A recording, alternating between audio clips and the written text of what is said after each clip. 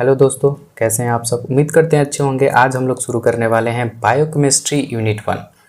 ठीक है, इसमें फर्स्ट टॉपिक आता है हमारा बायोमॉलिक्यूल्स। बायोमॉलिक्यूल्स देखने से पहले ये देख लेते हैं कि बायोकेमिस्ट्री में हम लोग पढ़ते क्या हैं। तो बायोकेमिस्ट्री में हम लोग ये पढ़ते हैं जो हमारे बॉडी में केमिकल रिएक्शन हो रहा होता है उस केमिकल रिएक्शन को स्टडी करते हैं। ठीक है, बायोकेमिस्ट्री में क्या करते हैं, जो हमारे बॉडी में केमिकल रिएक्शन हो रहा है उस केमिकल रिएक्शन को स्टडी करते हैं। सिंपल। ठीक है, चलिए स्टार्ट करते हैं। बायोमॉलिक्यूल्स होता क्या है। फर्स्ट टॉपिक, इसमें बायोमॉलिक्यूल्स जो है ना, बायोलॉजिकल मॉलिक्यूल है जो कि प्रोड्यूस किया जाता है लिविंग ऑर्गेनिज्म के सेल द्वारा। एग्जाम्पल है हमारा carbohydrate, lipid, nucleic acid, amino acid, proteins.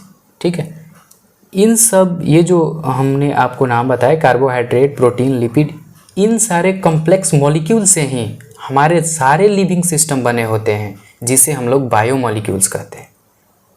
और यही जो बायोमॉलिक्यूल्स हैं, कार्बोहाइड्रेट, लिपिड, प्रोटीन्स, यही मेटाबॉलिक प्रोसेस को मेंटेन रखते हैं लिविंग ऑर्गेनिज्म के।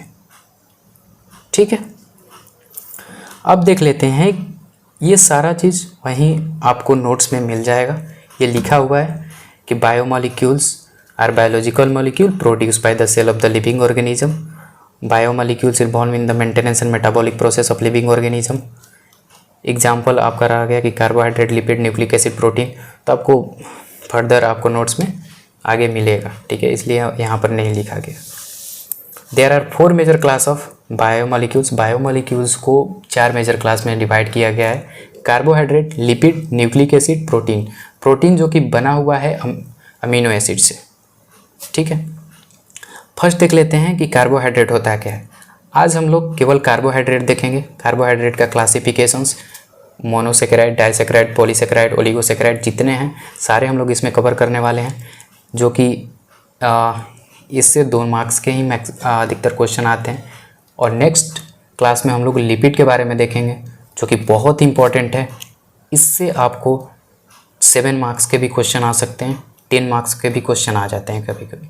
ठीक है, तो हम लोग उसको नेक्स्ट वाले वीडियो में देखेंगे। तो चलिए आज हम लोग देख लेते हैं कार्बोहाइड्रेट होता क्या है। Carbohydrate also called saccharides. Carbohydrate को हम लोग सेकेराइड के नाम से भी जानते हैं। और ये जो सेकेराइड वर्ड्स है, ये सेकेराइड हमारा ग्रीक वर्ड सेकेरिन से आया है जिसका मतलब शुगर है। ठीक है, ये जो कार्बोहाइड्रेट है ये मेन एबॉन्डेंट, मोस्ट एबॉन्डेंट ऑर्गेनिक मॉलिक्यूल है नेचर का। इसका कहने का मतलब है कि ये जो कार्बोहाइड्रेट है ना, ये हमारे नेचर में बहुत ज़्यादा एक्सेस अमाउंट में पाया जाता है। और ये बना होता है हमारा कार्बन, हाइड्रोजन एंड ऑक्सीजन से। ठीक है, या फिर हम कार्बोहाइड्रेट को ऐसे भी डिफाइन कर सकते हैं कि कार्बोहाइड्रेट में be define as polyhydroxy aldehyde या कीटोन या compound which produce them in hydrolysis having formula CnH2nOn, जिसका ratio carbon, hydrogen, oxygen in 1:2:1। कहने का इसका मतलब है कार्बोहाइड्रेट वो सारे कंपाउंड हो सकते हैं जिसको हाइड्रोलिसिस करने के बाद उसका फार्मूला CnH2nOn को सेटिस्फाई करे और कार्बन, हाइड्रोजन एंड ऑक्सीजन का रेशियो 1:2:1 हो। वो सारे कंपाउंड हमारे कार्बोहाइड्रेट्स हो सकते हैं। ठीक है, एग्जाम्पल इसका ले लेते हैं तो हमारा ग्लूकोज हो गया, डी ग्लूकोज, एल ग्लूकोज, ये सारे हमारे कार्बोहाइड्रेट्स के एग्जाम्पल है। ठीक है, अब देख लेते हैं कि हमारा फंक्शन ऑफ कार्बोहाइड्रेट क्या है। फंक्शन ऑफ कार्बोहाइड्रेट इसमें तो कुछ समझाने वाला है नहीं, लेकिन एक बार आपको इसको भी बता देते हैं। They are the most abundant dietary source of the energy. ये हमारे ऑर्गन के लिए बहुत ही ज़रूरी इम्पॉर्टेंट सोर्स है एनर्जी के लिए। ठीक है, ये अगर ये हमारा जो कार्बोहाइड्रेट है ये ग्लाइकोजन के फॉर्म में होगा तो ये हमारे बॉडी में एज ए रिजर्वायर काम करेगा। कहने का मतलब क्या है कि अगर ये एनर्जी, देखिए यहाँ पर लिखा हुआ है, also serve as a storage form of energy glycogen to meet the immediate energy demand of the body. जब यदि आप कभी ऐसा केस होता है कि आपको भूख लगा, ठीक है, उस कंडीशन में आपको बॉडी को जो आपका बॉडी है उसको एनर्जी की रिक्वायरमेंट जब हुई तो ये जो ग्लाइकोजन है यहीं से आपको एनर्जी मिलता है। यदि कार्बोहाइड्रेट ग्लाइकोजन के फॉर्म में होगा तो एनर्जी मिलेगा, और वहीं कार्बोहाइड्रेट अगर ग्लाइकोप्रोटीन एंड ग्लाइकोलिपिड के फॉर्म में होगा तो वो स्ट्रक्चर के सेल मेम्ब्रेन में पार्टिसिपेट करेगा एंड और उसका जो सेलुलर फंक्शंस है, सेल ग्रोथ है, उसमें मदद करेगा। कार्बोहाइड्रेट का यहाँ दो काम है। अगर हम बोले कि कार्बोहाइड्रेट का जैसे ही हम फॉर्म चेंज कर रहे हैं, अगर कार्बोहाइड्रेट ग्लाइकोजन के फॉर्म में है तो क्या करेगा, जब हमें भूख लगेगी, इमीडिएट एनर्जी की जब हमारे बॉडी में ज़रूरत होगी तो ये जो हमारे स्टोरेज ग्लाइकोजेंस है in the form of carbohydrate है, इन द फॉर्म ऑफ ग्लाइकोजेंस, ये एनर्जी प्रोवाइड कराएगा। और वहीं कार्बोहाइड्रेट अगर ग्लाइकोप्रोटीन्स एंड ग्लाइकोलिपिड के फॉर्म में है तो वह स्ट्रक्चर, सेल मेम्ब्रेन के स्ट्रक्चर और सेलुलर फंक्शंस को ग्रोथ में हेल्प करेगा। ठीक है, देख लिए। इसीलिए हम आपको बायोमोलिक्यूल्स के जब डिफिनीशन बता रहे थे तो उस टाइम बोले कि लिविंग सिस्टम जो होता है वो मेनी कॉम्प्लेक्स मॉलिक्यूल से बना होता है, जिसको हम लोग बायोमोलिक्यूल्स बोल रहे हैं। क्योंकि जब यहाँ पर देखें तो सेल का जो मेम्ब्रेन है वो हमारा कार्बोहाइड्रेट से ही बना है, जो कि कार्बोहाइड्रेट का ही मतलब ये फॉर्म है ग्लाइकोप्रोटीन एंड ग्लाइकोलिपिड। तो इसी से ये तो ग्लाइकोप्रोटीन एंड ग्लाइकोलिपिड है क्या, कार्बोहाइड्रेट ही है। तो जब ये कार्बोहाइड्रेट है तो हम इसे इजीली कह सकते हैं इस बेसिस पर कि जो हमारा सेल मेम्ब्रेन है वो कार्बोहाइड्रेट से ही बना है। तो जो हमारा पूरा लिविंग सिस्टम है वो हमारा किससे बना हुआ है, बायोमोलिक्यूल से ही बना हुआ है। कार्बोहाइड्रेट क्योंकि बायोमोलिक्यूल से। ठीक है, इतना समझ में आया। अब देख लेते हैं कि क्लासिफिकेशन ऑफ कार्बोहाइड्रेट है क्या।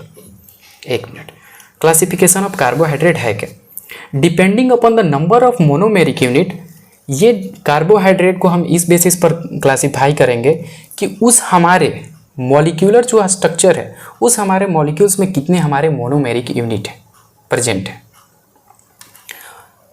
Classified as mono, di, oligo and polysaccharide. ठीक है, तो अब देख लेते हैं कि हमारे ये जो क्लासिफिकेशन है इसको करने कैसे। कार्बोहाइड्रेट हो गया, कार्बोहाइड्रेट को हम लोग क्लासिफाई कर दिए, मोनोसेकेराइड, डाइसेकेराइड, पॉलीसेकेराइड, एक है ओलिगोसेकेराइड। यहाँ पर आप चाहें तो लिख सकते हैं ओलिगोसेकेराइड, आपको नोट्स में लिखा हुआ मिल जाएगा। मतलब ये नोट्स में यहाँ देखिए ओलिगोसेकेराइड 3rd नंबर पर लिखा हुआ है, ओलिगोसेकेराइड। ठीक है, तो ना भी लिखे तो कोई दिक्कत नहीं है, यदि लिखना चाहें तो आप लिख भी सकते हैं वहाँ पर। ठीक है, अब देख लेते हैं कि मोनोसेकेराइड को फर्दर 2 पार्ट में डिवाइड किया गया है on the basis of first chemical nature of carboxyl. Part ये है कि केमिकल, हमारा जो कार्बोक्सिल ग्रुप होगा उस कार्बोक्सिल ग्रुप का केमिकल नेचर कैसा होगा, और सेकेंड कि जो हमारा कंपाउंड होगा उस कंपाउंड में कितने नंबर ऑफ कार्बन चेन है, कार्बन एटम है उस चेन में। इस बेसिस पर डिवाइड किया गया। एक बार इसको देख लेते हैं कि मोनोसेकेराइड में हमारा अगर किसी कंपाउंड में एल्डोसिस या कीटोसिस हुआ, अगर किसी कंपाउंड में एल्डोसिस या कीटोसिस हुआ तो उसको हम लोग मोनोसेकेराइड बोलेंगे।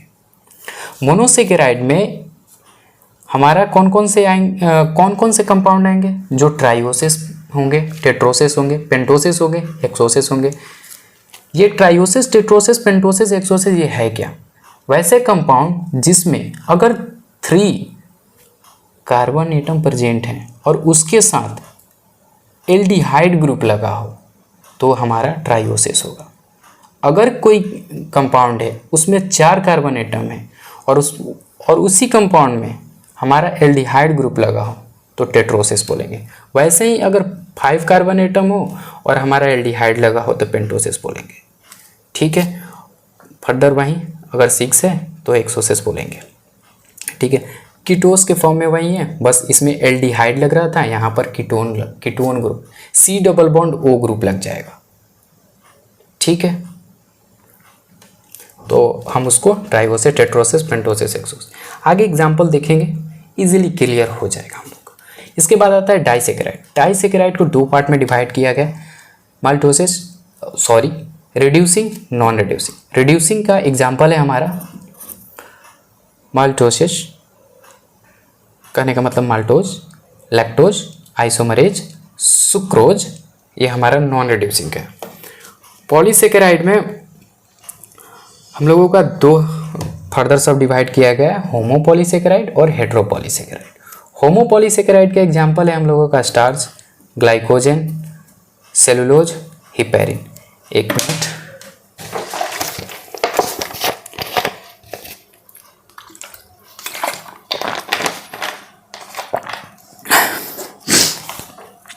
चलिए ठीक है, कंटिन्यू करते हैं। तो कहाँ थे हम लोग? यहाँ तक हो गया था कि पॉलीसेकेराइड को 2 पार्ट में डिवाइड किया गया, होमोपॉलीसेकेराइड और हेट्रोपॉलीसेकेराइड। होमोपॉलीसेकेराइड के एग्जांपल है स्टार्च, ग्लाइकोजन, सेलुलोज, और हेट्रोपॉलीसेकेराइड का हिपेरिन। अब देख लेते हैं कि मोनोसेकेराइड। तो हम आपको बताएं कि मोनोसेकेराइड को 2 पार्ट में डिवाइड किया गया on the basis of chemical nature. Chemical nature के बेसिस पर हमारा मोनोसेकेराइड को 2 पार्ट में बांटा गया है on the basis of chemical nature, और B number of carbon atom. Chain में हमारे नंबर ऑफ कार्बन एटम कितने परसेंट है, ठीक है।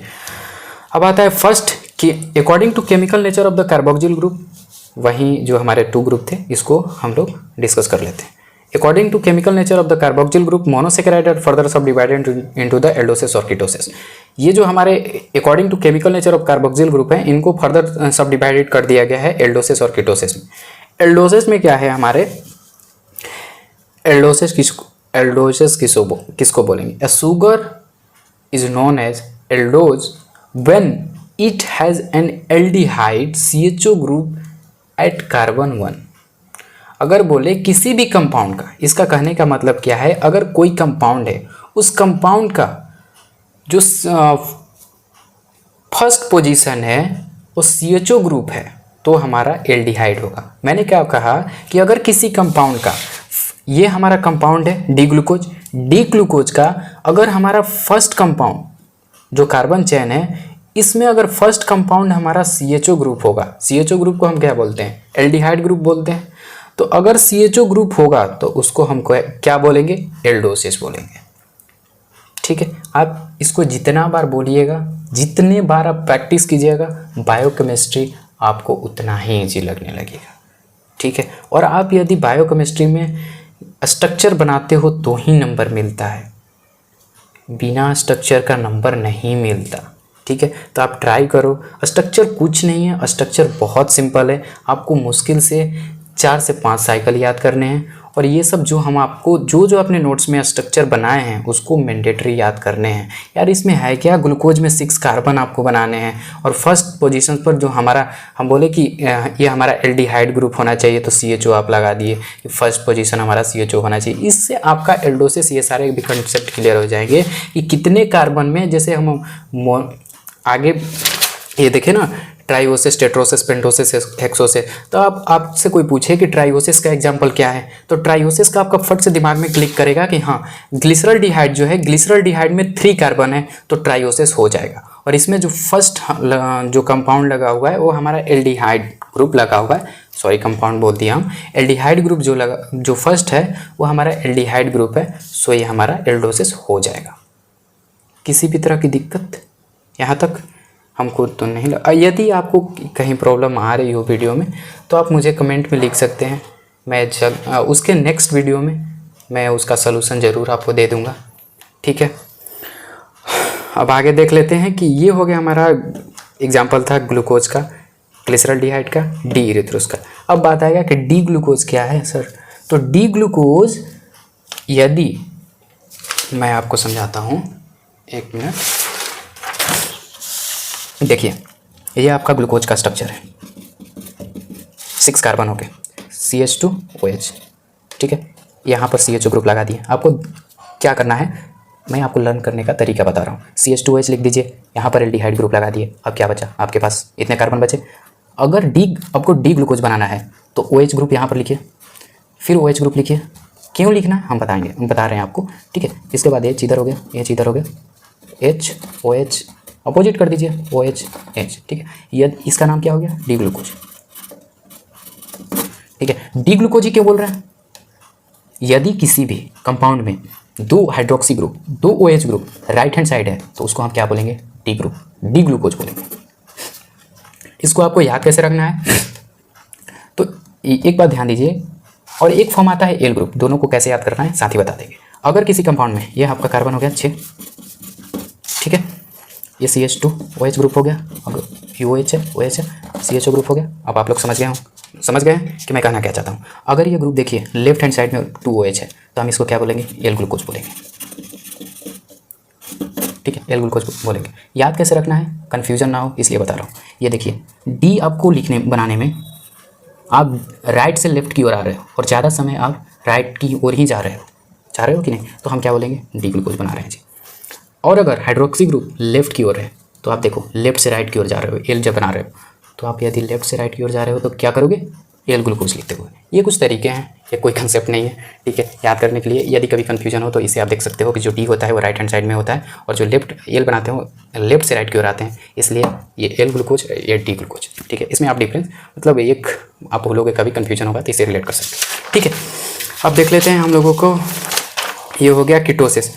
कीटोसिस में वही है कि जो हमारा कीटोन ग्रुप है, CO ग्रुप है, वो हमारे कंपाउंड के सेकेंड पोजीशन पर लगा होगा और ये सेकेंड पोजीशन, इसको हम लोग क्या बोलते हैं, कीटोन बोलते हैं।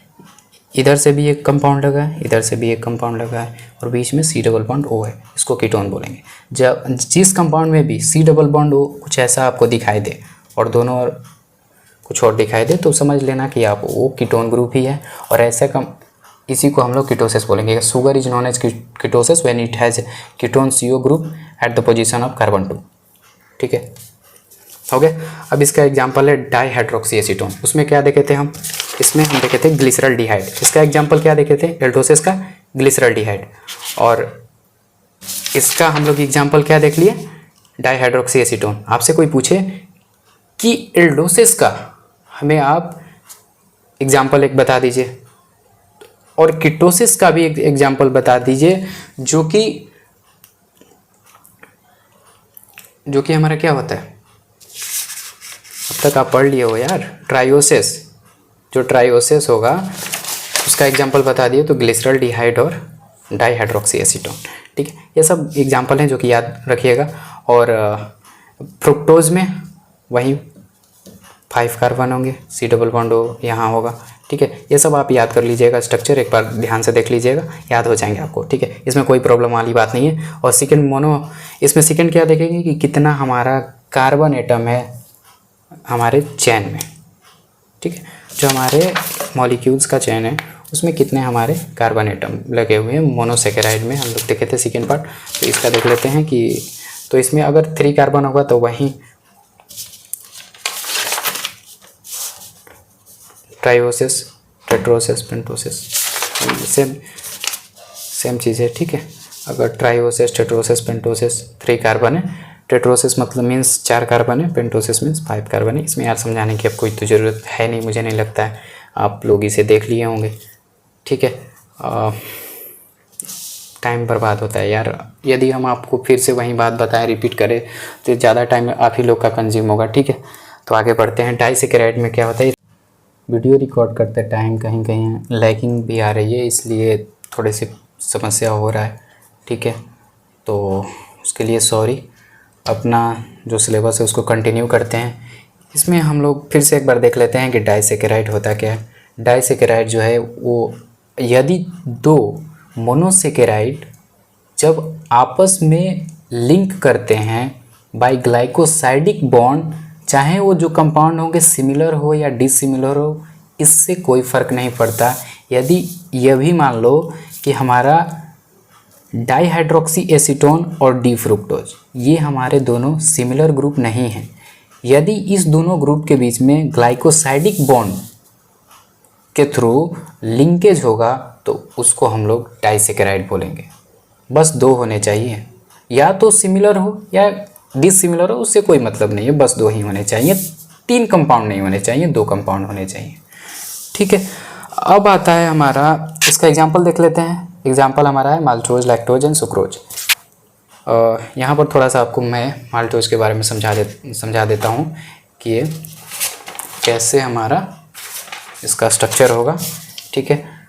तो सबसे पहले हम क्या करेंगे, किसी को अगर एग्ज़ाम में बनाना हो तो बना सकता है, वेल एंड गुड, अगर नहीं बनाना तो कोई दिक्कत नहीं है, ठीक है। सबसे पहले 2 बेंजीन रिंग आप बना लीजिए। ये हो गया हमारा लिंक कर रहा है, जिसको हम क्या बोल रहे हैं, ग्लाइकोसाइडिक बॉन्ड बोल रहे हैं। 2 बॉन्ड बना लिए बेंजीन के, ठीक है। इस दोनों बेंजीन को हाइड्रोजन OH और यहाँ पर ऑक्सीजन ऐड कर दीजिए, ऑक्सीजन है, ठीक है।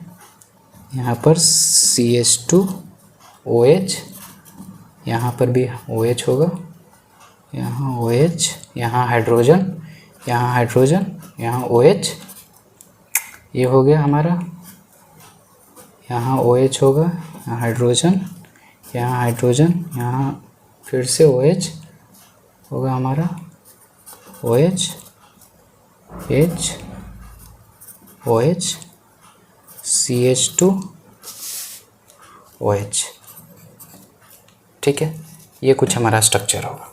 तो ये जो लिंक क्रिएट कर रहा है ना, इसी को हम लोग बोलते हैं ग्लाइकोसाइडिक बॉन्ड। ये हमारा अल्फ़ा डी ग्लूकोज हो गया, ये हमारा अल्फ़ा डी ग्लूकोज हो गया, ये हमारा अल्फ़ा डी ग्लूकोज, ये भी अल्फ़ा डी ग्लूकोज। जब दोनों कंबाइन हुआ बाई ग्लाइकोसाइडिक बॉन्ड तो हमारा क्या फॉर्मेशन हो गया, माल्टोज का फॉर्मेशन कर लिया।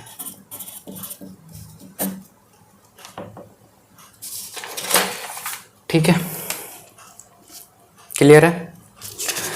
अब देख लेते हैं हमारा ओलिगोसेकेराइड। ओलिगोसेकेराइड में क्या होता है कि जनरली यहाँ पर 2 सिमिलर या डिसिमिलर थे, यहाँ पर 3 या 3 से अधिक होते हैं ओलिगो में। जो थ्योरी है आप पढ़ लीजिए एक बार। इसमें क्या होते हैं, 3 या 3 से अधिक मॉलिक्यूल्स जब कंपाउंड होते हैं तो उसको हम ओलिगोसेकेराइड बोलते हैं। इसका एग्जांपल है alpha D glucose and beta D fructose, ठीक है। Alpha D glucose and beta D fructose, इसका हमारा इसका एग्जांपल है ओलिगोसेकेराइड का।